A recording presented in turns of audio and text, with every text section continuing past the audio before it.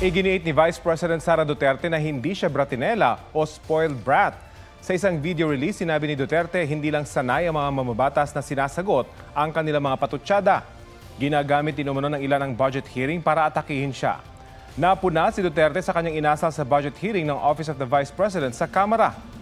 Bukas, nakataktang ipagpatuloy ng Kamara ang pagdinig para sa proposed 2025 budget ng OVP. Hindi pa masabi ng OVP kung dadalo si Duterte.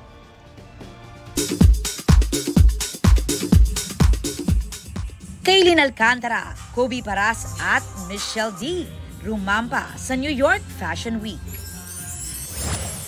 SB19 Pablo, inilabas na ang tracklist ng kanyang album na Alon. Busy rin sa paghahanda na mag-coach sa The Voice Kids Philippines. Maroon 5, balik concert sa Manila sa January 2025. Aubrey Carampel nagbabalita para sa GMA Integrated News. Hindi raw muna dapat bigyan ng smartphone ng mga bata na 11 years old pababa. Ang opinyon ng mga magulang at ng eksperto sa report ni Katrina Son.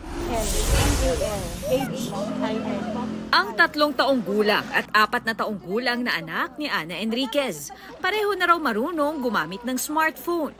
Doon sila natuto ng mga colors, ng mga shapes, parts of the body, pati English. Sinisiguro naman daw niyang 1 oras lang silang gumagamit ng smartphone araw-araw.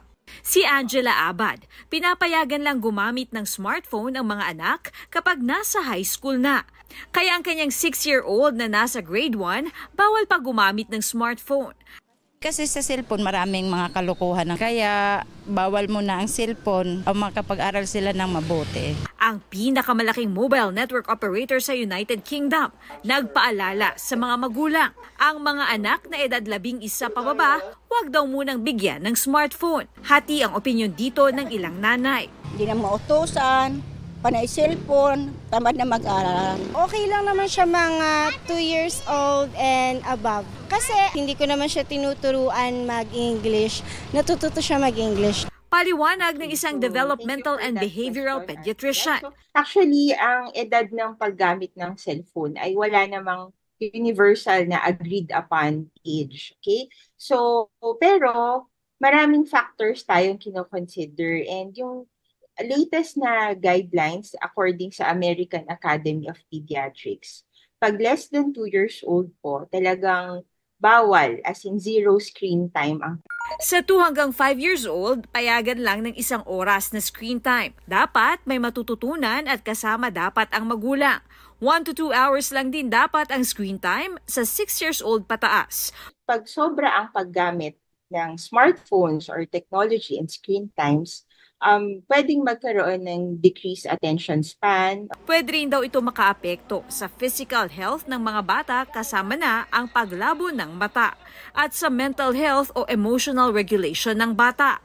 Katrina Son, nagbabalita para sa GMA Integrated News. Huwag magpahuli sa mga balitang dapat ninyong malaman. Mag-subscribe sa GMA Integrated News sa YouTube.